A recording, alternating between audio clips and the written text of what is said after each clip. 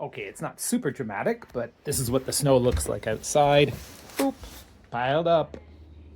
And this is a snowplow stuck because people are parked illegally.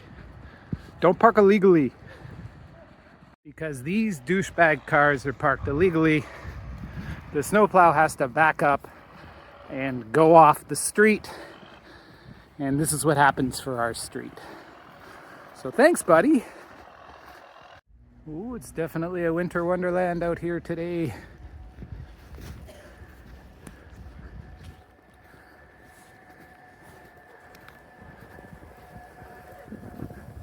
That is a snowplow. Woo! There he goes.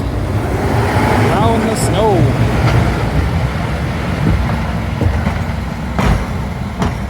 This is just a great street scene of everybody out shoveling, and if you look off in the distance, we got a guy skiing down the street. Snowstorm in Toronto.